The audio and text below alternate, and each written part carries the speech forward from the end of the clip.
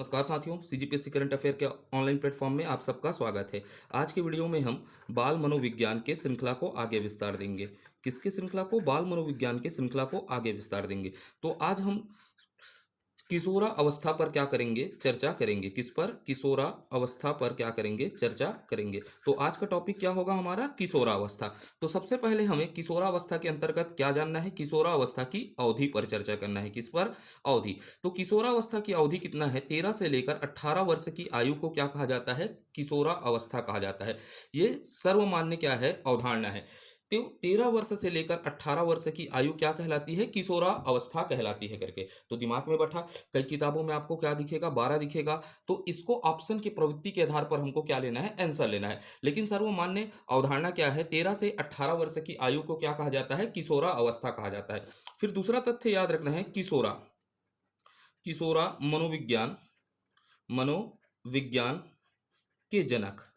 तो आपसे प्रश्न पूछेगा किशोरा मनोविज्ञान के जनक कौन है करके। तो हमें याद रखना है स्टेनली स्टेनली हॉल महोदय है। कौन है?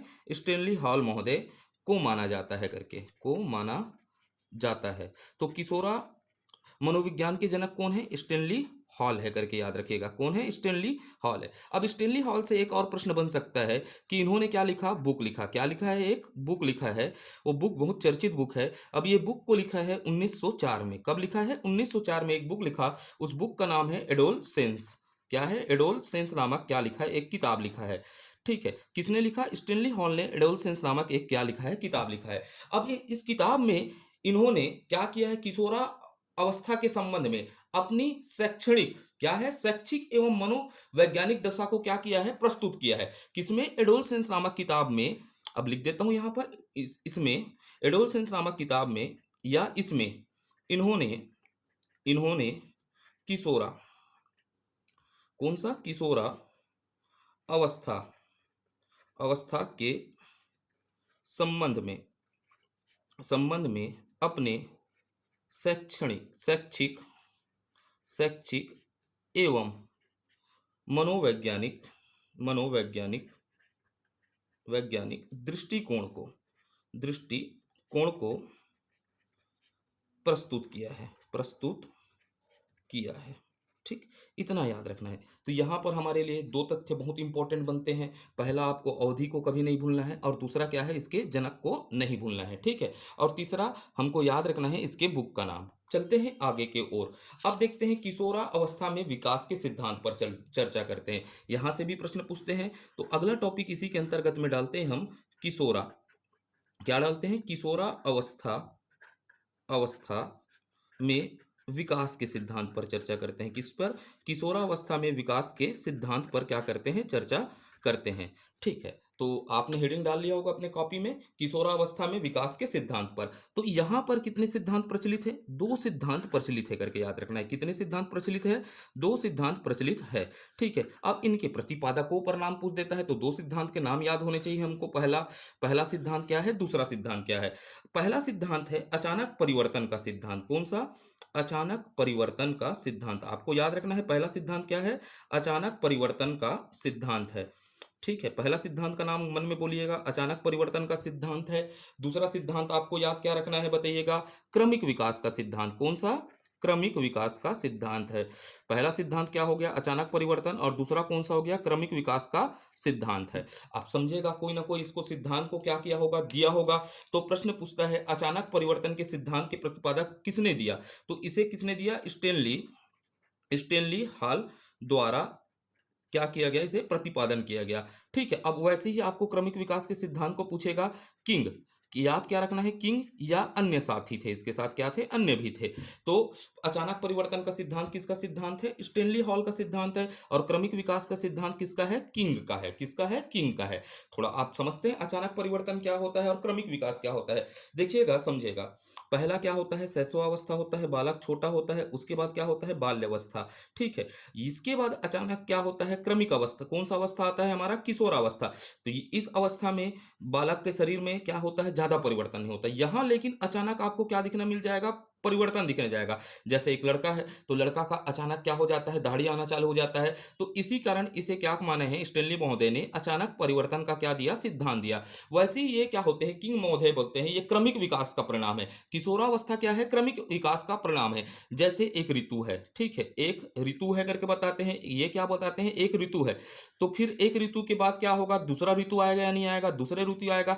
तो ये इसमें क्रम में क्या होता है, परिवर्तन होता है। जैसे शैशव अवस्था था, बाल्यावस्था आया, किशोरावस्था आया, फिर प्रौढ़ावस्था आएगा।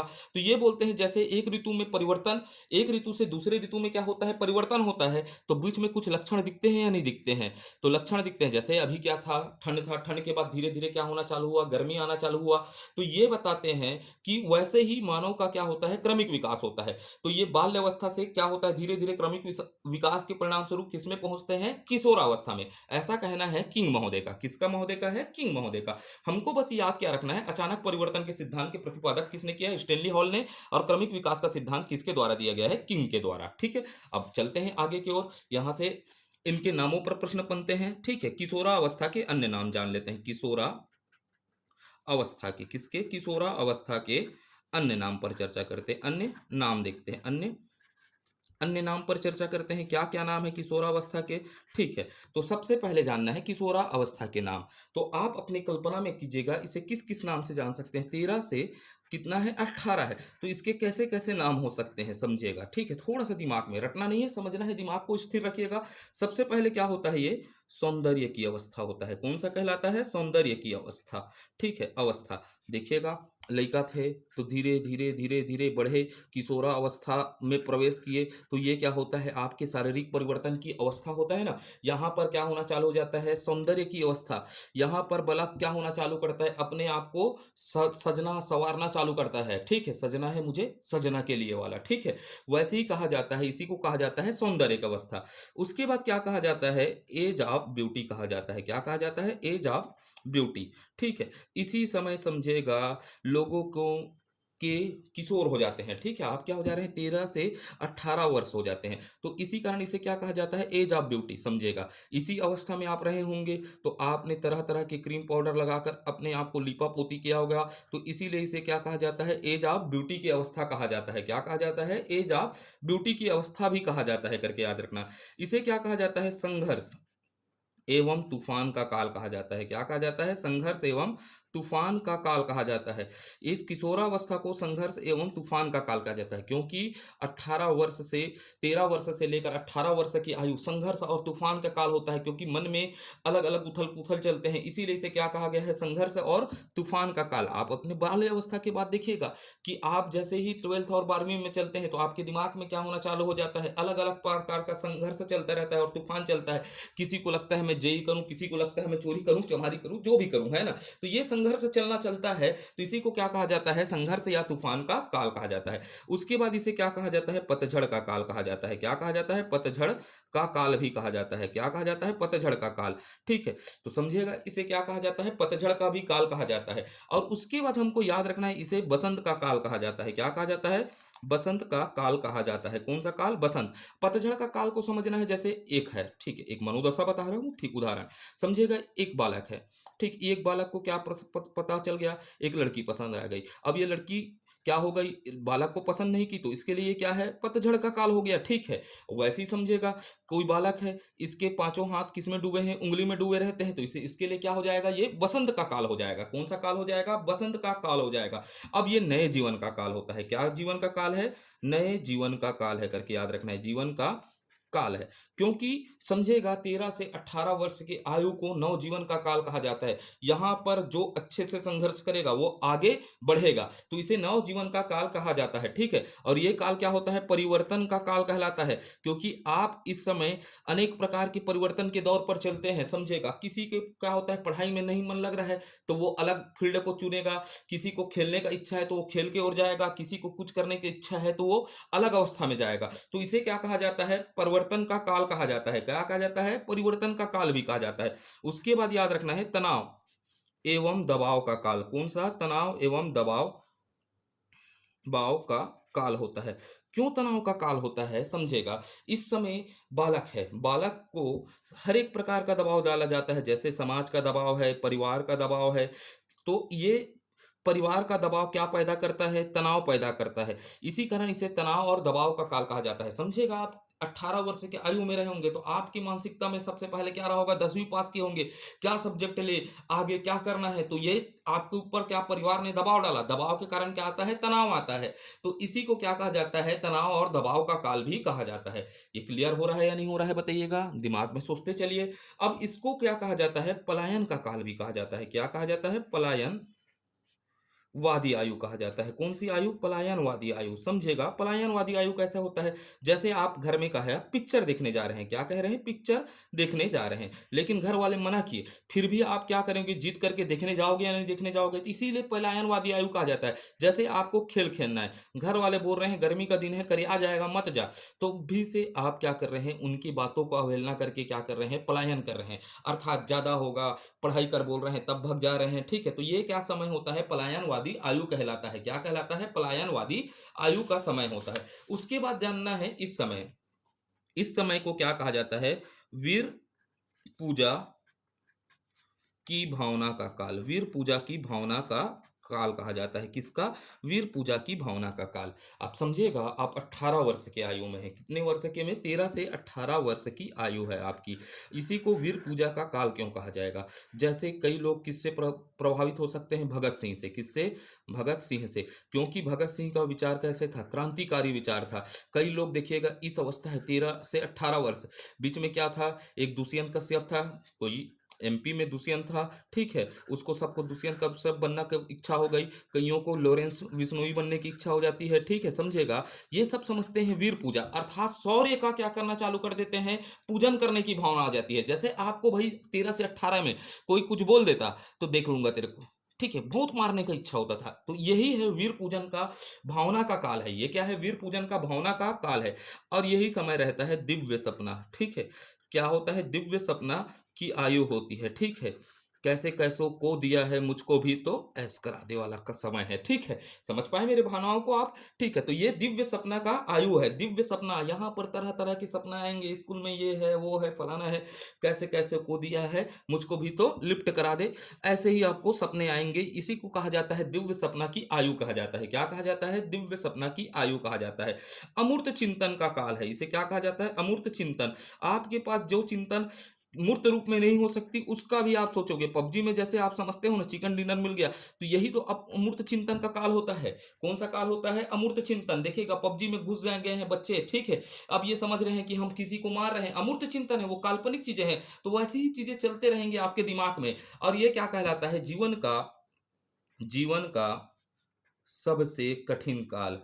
आपको भी लगा होगा, लेकिन हमको तो अच्छा लगा था, क्योंकि हम गवर्नमेंट स्कूल में पढ़ते थे, तो के फार कल्टी मार जाते थे दोपहर में। ठीक है, स्कूल में बजाय 1 बजा, ठीक है, ठाकुर सर का क्लास आता था, अंग्रेजी में कुटकुट्टा पीटता था तो भाग जाते थे। ठीक है, तो ये जीवन काल का कठिन समय नहीं था, हमारे लिए बहुत अच्छा समय था। तो आप समझेगा, यहाँ पर इन्हें क्या कहते हैं, किशोरावस्था को जीवन काल का क्या कहा जाता है, कठिन अवस्था कहा जाता है, कठिन काल भी कहा जाता है। उसके बाद याद रखना है शैशवा अवस्था।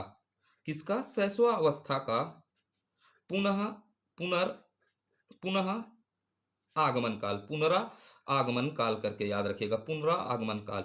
तो ये शैशवावस्था का पुनरा आगमन काल होता है। जैसे बच्चे क्या होते हैं, शैशवावस्था में जिद्दी अवस्था होता है, तो ये 13 से 18 वर्ष भी जिद से भरा रहता है। मुझे ये करना है, नहीं करना है, खाना छोड़ दूंगा, घर छोड़ दूंगा, धमकी देते हैं, दुनिया भुला दूंगा वाला है नहीं। तो यही है शैशवा अवस्था का पुनर्आगमन काल माना जाता है। इसे क्या कहा जाता है, शैशवा अवस्था का पुनर्आगमन काल माना जाता है। तो ये हो गया हमारा, इनके अन्य नाम देख लिए। अब यहां से हमको क्या याद रखना रहता है, एक अगला पॉइंट याद रखना है। तो किशोरा, क्या याद रखना है, किशोरा अवस्था, अवस्था के संबंध में क्या है, किशोरा अवस्था के संबंध में महत्वपूर्ण कथन। क्या याद रखना है, किशोरावस्था के संबंध में महत्वपूर्ण कथन पर याद रखना है। किसने क्या क्या बोला, ज्यादा याद नहीं रखेंगे, जहां से प्रश्न पूछते हैं उसी को याद रखने का प्रयास करेंगे। 4-5 याद रखना है, हमको उलझना नहीं है। ठीक है, 10 नंबर है, ज़्यादा उलझने का प्रयास नहीं करना है, लेकिन ऐसा नहीं है, यही 10 नंबर हमारे लिए क्या है, निर्णायक है। ठीक है, ये 10 नंबर निर्णायक सिद्ध होगा, निर्णायक क्या होगा, सिद्ध होगा। हमको याद रखना है, हमको लड़ना है किसके लिए, हॉस्टल वार्डन के लिए। तो धीरे धीरे याद करिएगा, इसीलिए मैं धीरे धीरे प्रयास कर रहा हूँ, जितने लोग हैं मेरे पास। ठीक है, मैं ऐसा उम्मीद नहीं करता कि हर लोग वीडियो देखे, हर की मनोदशा नहीं है। मेरे को पता है 15-20 लोग हैं जो एकदम शिद्दत से क्या कर रहे हैं, इससे वीडियो देख रहे हैं। तो ये आस लगाए रहेंगे, तो ये आशाओं को मैं पूरा करने का हमेशा प्रयास करूंगा। जो भी 10 से 15 हैं, 20 हैं, ठीक है, मेरा हमेशा प्रयास रहा है कि जब भी मैं किसी भी सब्जेक्ट को पढ़ाया हूँ, तो या तो मैं एकदम शिद्दत से पढ़ाता हूँ, मेरे को या तो नहीं पढ़ाऊँ कभी। ठीक है, तो अभी हम शिद्दत से पढ़ते हैं। ठीक है, देखते हैं अगले टॉपिक पर, किशोरावस्था। किस पर चर्चा करते हैं, किशोरा अवस्था। तो यहाँ पर एक कथन मिलेगा, किशोरावस्था जीवन का सबसे कठिन काल है, सबसे कठिन काल है। जीवन का क्या है, सबसे कठिन काल है। ठीक है, तो इसे क्या कहा है, किली पैट्रिक, किसने कहा है, किली पैट्रिक ने कहा है। ये प्रश्न पूछा गया है ना, किशोरावस्था को जीवन का सबसे कठिन काल किसने कहा है, किली पैट्रिक ने कहा है। भाई आप सी टेट का पेपर उठाकर देख लीजिएगा, जो आता है सी जी टेट होता है, जो उसके एग्जाम आते हैं, तो ऐसे ही प्रश्न पूछते हैं बाल मनोविज्ञान से, यह किसका कथन है करके। तो ये किसका कथन है, किली पैट्रिक का है। किसका, पैट्रिक का कथन है, किशोरावस्था जीवन का सबसे कठिन काल है। उसके बाद याद रखना है दूसरा कथन, किशोरा अवस्था दबाव दबाव तनाव एवं संघर्ष संघर्ष का काल है। इसे किसने कहा है, तो ये होता है स्टेनली हॉल के अनुसार। किसके अनुसार, स्टेनली हॉल के अनुसार, कि किशोरावस्था दबाव तनाव संघर्ष का काल है करके याद रखना है। ठीक है, अब ये क्या होता है, फिर अगला प्रश्न, अपने को अगला कथन पर क्या करना है, चर्चा करना है। किशोरा अवस्था, याद क्या रखना है, किशोरा अवस्था अपराध, कौन से अपराध, प्रवृत्ति प्रवृत्ति का नाजुक काल है। अपराध प्रवृत्ति का क्या है, नाजुक काल है। भाई समझेगा, नाजुक काल है। ये क्या होता है, 13 से 18 वर्ष में लोगों की क्या हो जाती है, मानसिकता में एक नवीन धारणा जन्म लेनी चालू हो जाती है। जब वो पिक्चर देखना चालू करता है, ठीक है, गैंगस्टर बनने का चालू करता है, एनिमल देख लीजिएगा, तो वो क्या हो जाएगा, एकदम क्या हो जाएगा, बदला लेने के भावने में आ जाएगा। जैसे कोई देख लिया कि वो कहीं सुन लिया कि वो पुराने जमाने में मेरे पापा को क्या दिया था, मारा था, गाली गलौज किया था, तो अब मैं क्या लूंगा, बदला लूंगा करके। तो यहाँ पर उनके अंदर में भावना आ जाता है, फैजल खान बनने का, बाप का भाई का सबका बदला लेगा। तो ये अवस्था क्या होता है, आपराधिक प्रवृत्ति का नाजुक काल माना जाता है। इसे किसने कहा है करके पूछता है, तो इसे किसने कहा है, वेलेंटाइन ने। किसने, वेलेंटाइन ने कहा है। ठीक है, वेलेंटाइन, वो 14 फरवरी वाला वेलेंटाइन ने ऐसे ही कह दिया कि यह क्या होता है, किशोरावस्थी आपराधिक प्रवृत्ति का क्या है, नाजुक काल है करके। ठीक है, अब ये समझता है, अगला समझिएगा, ये बहुत इंपॉर्टेंट है, ये दुनिया के लिए ये सत्य है। ठीक है, तो किशोरा अवस्था, इसको समझना है, किशोरा अवस्था प्रौढ़, किसको, प्रौढ़ों को अपने अपने मार्ग का बाधा समझते हैं। किशोरा अवस्था, किशोर किशोर ना, ठीक है, किशोर प्रौढ़ को अपने मार्ग का, किसका, मार्ग का बाधा समझते हैं। क्या करते हैं, बाधा समझते हैं, ये याद रखना है। ठीक है, तो प्रौढ़ किसको, किशोर को अपने मार्ग का क्या समझते हैं, बाधा समझते हैं। ठीक, इसे किसने कहा है, काल्सनिक ने कहा है, काल्सनिक काल्सनिक ने इसे कहा है। किशोर किसको, पौड़ को अपने मार्ग का क्या समझते हैं, बाधा समझते हैं। जैसे आपके दादा दादी, नाना नानी टोकते हो, तो आप क्या करते हो, ए डोकरा डोकरी मन हमला टोकते रहते हो, नहीं हमर राह में का बन गए है, कांटा बन गए है, वैसे नहीं कथो, नहीं कांटा गड़े ऐसा लगते के। ठीक है, कहीं भी करबे तो ये मन है ना, बेचारा बिचारी मन हा, मैं अपने तरफ से बोल रहा हूँ। ठीक है, आप अपने मन में सोचिएगा क्या बोले होंगे आप। ठीक है, इन लोग हमारे मार्ग में क्या बन रहे हैं, रोड़ा बन रहे हैं करके समझिएगा। तो ये क्या समझते हैं, किशोर लोग प्रौढ़ को अपने मार्ग का क्या समझते हैं, बाधा समझते हैं। ठीक है, तो अब याद रखनेगा अगला पॉइंट, यहां से भी प्रश्न पूछता है। ठीक है, किशोरा किशोरा अवस्था, कौन सा, किशोरा अवस्था। ठीक है, यहां से किशोर, इसको लिख देता हूं, फिर आप बोले कि मात्राओं में दोष है। तो किशोरा अवस्था, किसकी बात कर रहा हूं, किशोरा अवस्था शैशवा अवस्था की, किसकी, शैशवा अवस्था अवस्था का अवस्था की पुनरावृत्ति है। क्या है, पुनरावृत्ति है। पुनरावृत्ति है, इसे किसने कहा? स्टार डाल के रख लीजिएगा, ये प्रश्न पूछा गया है बहुत सारे एग्जामों में, शिक्षण भर्ती के एग्जामों में। तो पुनरावृत्ति किसने कहा है? जॉन्स ने कहा है। किसने कहा है? जॉन्स ने कहा है कि किशोरावस्था शैशवावस्था की क्या है? पुनरावृत्ति है करके। तो यहाँ तक आज के वीडियो में यहीं तक रखते हैं, ठीक है। कहाँ तक रखते हैं? आज के वीडियो को यहीं तक रखते हैं। थैंक्स, ठीक है। अच्छे से पढ़िएगा, ठीक। आज के वीडियो को यहीं रखते हैं, ठीक। यहाँ से आप अच्छे से तैयारी करिएगा। अब आगे के वीडियो में हम क्या करेंगे? चर्चा करेंगे किस पर? बालक के शारीरिक विकास पर। क्या है? बालक का शारीरिक विकास पर चर्चा करेंगे। शारीरिक विकास पर क्या करेंगे? चर्चा करेंगे। शारीरिक विकास पर क्या करेंगे? चर्चा करेंगे। थोड़ा सा आज क्या है, बहुत ज़्यादा गर्मी है क्योंकि पंखा बंद है, रात का समय है, ठीक है। रात में भी गर्मी लग रहा है, रात में शूटिंग करना पड़ता है क्योंकि गर्मी है, पंखा बंद है, थोड़ा सा बेचैनी हो रहा है, ठीक है। तो आज के लिए इतना ही रखते हैं। तो देखते हैं बालक का शारीरिक विकास पर क्या करेंगे? चर्चा करेंगे। अलग अलग अवस्थाओं में जिस प्रकार के बालकों का क्या हुआ है, शारीरिक विकास होता है, उस पर क्या करेंगे? चर्चा करेंगे। यहाँ से भी प्रश्न बनते हैं, ठीक है। फिर उसके बाद देखेंगे कि इसको बाल मनोविज्ञान को क्या बालकों के शारीरिक अवस्था को प्रभावित करने वाले तत्व, तो एक चैप्टर हमारा यहाँ क्या हो जाएगा? खत्म हो जाएगा, ठीक। तो ये देखेंगे कल के वीडियो में। नेक्स्ट के वीडियो में क्या देखेंगे? बालक के शारीरिक विकास की अवस्था पर क्या करेंगे? चर्चा करेंगे, ठीक है। विकास को चर्चा करेंगे। तो धन्यवाद, आज के वीडियो को यहीं रखता है। अगर यह प्रयास आपको अच्छा लगता है तो लाइक करिए, चाहे तो आप उसके साथ आप शेयर भी कर सकते हैं, लेकिन आप कमेंट नहीं करते। कमेंट बिल्कुल करिएगा कि आपको समझ में आ रहा है या नहीं आ रहा है। हमको पता नहीं चल पाता कि हम पढ़ा रहे हैं ये आपके लिए उपयोगी है या नहीं है। तो आपसे एक निवेदन करता हूँ या आग्रह करता हूँ, ठीक है, कि आप क्या करिएगा? कमेंट तो बिल्कुल करिएगा, ठीक है। हाँ, और एक आपसे मेरे को और एक आग्रह है कि कोई भी व्यक्ति अच्छे से नोट्स बना रहा है तो 7000494508 नंबर में व्हाट्सअप कर दीजिएगा। क्योंकि देखिएगा, ये पहल निस्वार्थ भाव से है। तो मैं आपसे एक क्या समझता हूँ कि आप भी एक निस्वार्थ भाव से, अगर कोई अच्छा सा बना रहा होगा नोट्स, अगर ध्यानपूर्वक नोट्स बना रहा होगा, तो इस नंबर में व्हाट्सअप कर सकते हैं। क्योंकि ये पहल है, कोई कोचिंग संस्था तो है नहीं। देखिएगा, कई लोग होते हैं, जॉब वाले होते हैं, जो नोट्स नहीं बना पाते, समय नहीं रहता, तो उनका एक डिमांड रहता है कि नोट्स सर, नोट्स प्रोवाइड करवा सकते हैं क्या? मैं हमेशा चाहूँ कि मैं हर चीज़ कर सकूँ आपके लिए, ठीक है। एमसीक्यू करवा सकूँ, सब करवा सकूँ, लेकिन अब मेरे नोट्स बनाने पड़ेगा तो मेरे लिए असंभव है। आप समझते हैं, मैं बहुत सारे बिजी शेड्यूल को निकाल कर रात में शूटिंग करता हूँ, समझिएगा। मैं दोपहर में बहुत सारे काम है जिनको मैं बता नहीं सकता। एक आध दिन आपको लाइव दिखलाऊंगा कि मैं किस फील्ड से काम करके रात में किस समय शूटिंग करता हूँ। तो आप समझिएगा कि आपको यह प्रयास अच्छा लग रहा है, तो बिल्कुल कोई नोट्स बना रहा होगा तो इस नंबर में आप क्या कर दीजिएगा? व्हाट्सअप कर लीजिएगा। धन्यवाद। जय हिंद, जय भारत माता की जय।